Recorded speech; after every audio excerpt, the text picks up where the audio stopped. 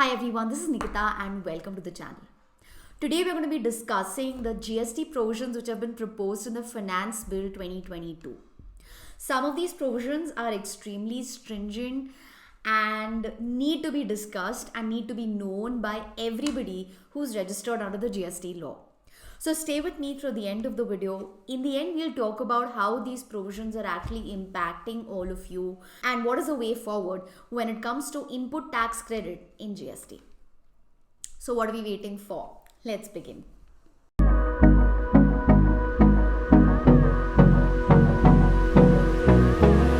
First provision that I want to discuss with all of you is a welcome move.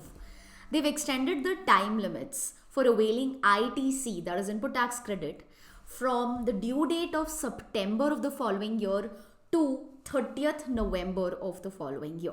Meaning, earlier we were allowed to avail credit of a particular financial year up to the return for September following the financial year. Meaning, if you were availing credit for FY 21-22, we can avail it till the return for September 2022.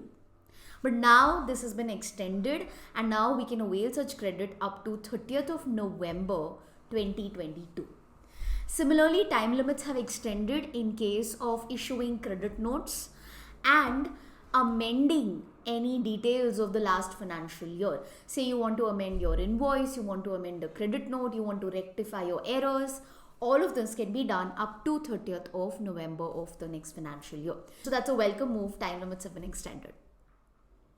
The second aspect that we want to discuss today is input tax credit. I'm going to be discussing all the changes related to input tax credit together. Let's talk about the first change in detail. On 1st of January 2022, it was announced that we can avail credit only as much as the supplier has filed and what is available in our GSTR.to. Earlier, we were allowed to take 110%, 105% of such credit, but now we're going to be allowed to take only 100%, that is whatever the supplier has filed. So this has been introduced in the law that an auto-populated statement will be made available to us, which is in form GSTR.to. Now this is section 38 subsection 1.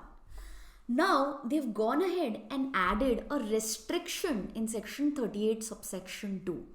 Let's read what that restriction says.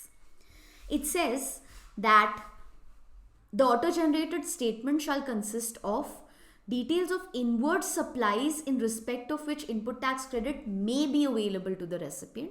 So on the basis of your GSTR.to, that credit, whatever credit is there, it may be available to you. And in some other cases, credit cannot be availed. Which are those cases? They have put some further restrictions. In what cases can you not avail credit? You cannot avail credit if the details of the supplies that are furnished in your GSTR.to are furnished by a registered person within such period of taking registration as may be prescribed. So they will prescribe the period of registration if your supplier has been recently registered and there is some restriction on the time limit, you may not be able to avail such credit until then. This is being done to avoid any fraudulent passing of credit which has been happening a lot in GST. Point number 2, where the supplier has defaulted in payment of tax. If your supplier has filed your invoice in GSTR1 but has not paid the tax in GSTR3B, you cannot avail such credit. Point number 3, where the output tax payable as per the supplier's GSTR1 was higher than what was actually discharged in GSTR3B. Let's say the supplier disclosed a revenue of 100 in GSTR1, but while filing 3B, disclosed a revenue of 90. In such cases, the output tax payable as per GSTR1 and GSTR3B do not match. And in such cases, you are told that you cannot avail credit because the output tax payable by the supplier is higher than the tax that is actually paid by him. Point number 4, where the supplier has availed excess credit than was available to him. And point number 5, where a supplier has defaulted in discharging his tax liability as per section 49 subsection 12, which we'll be discussing now. First of all, before I go to section 49 subsection 12, Did you understand this provision? It basically says that as a recipient, you cannot avail tax even if it is available in your GSTR 2B if the supplier has disclosed it in his GSTR 1 but has failed to pay that amount of tax in GSTR 3B. If the supplier has recently got registered and does not fulfill the time limit within which it is eligible. If the supplier has availed more ITC than he was eligible to avail. Now we'll be discussing section 49 subsection 12, very important section that is being proposed. What they're trying to say in section 49 subsection 12 is that they're going to define a maximum proportion of output tax liability which can be paid through your electronic credit ledger, meaning your input tax credit. Example, they might say that whatever is your output tax liability, you can pay only 90% of the output tax liability out of your electronic credit ledger, which is ITC. The remaining 10% has to be paid in cash. So say your liability is 100, they'll tell you that 90 rupees can be paid through electronic credit ledger, but the remaining 10 rupees has to be paid in cash. Even if you have a balance of 120 rupees in your electronic credit ledger. It's an extremely stringent provision. So now if you read these two sections together, section 38 and 49, you come to the conclusion that if your supplier fails to follow section 49 subsection 12, meaning he fails to follow that maximum proportion of output tax liability, in that case also you will not be eligible to avail credit. So they've put a lot of burden on the recipient instead of putting that burden on the supplier. All the burden is on the person who's availing the input tax credit. The third and the last provision which is important and we need to discuss in terms of input tax credit is section 41. Now again, as per section 41, they're trying to say that you were claiming ITC on provisional basis and that stops now. You're going to claim ITC on self-assessment basis. Meaning that you've availed credit but your supplier has failed to discharge his tax liabilities in relation to that credit.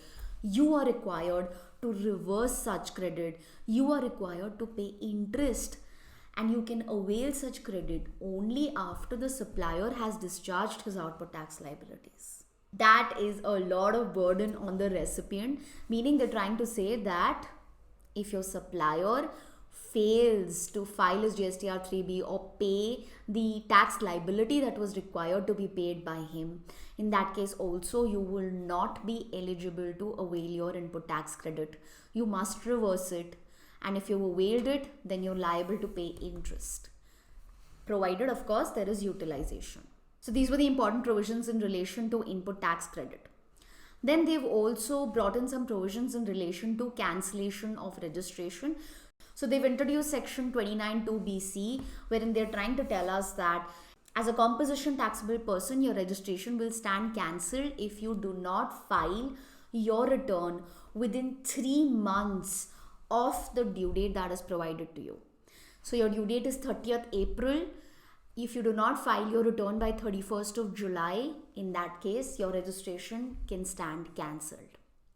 In case of all the other taxpayers, earlier in the law itself, they had mentioned that if you do not file for 6 consecutive tax periods, your registration will be cancelled.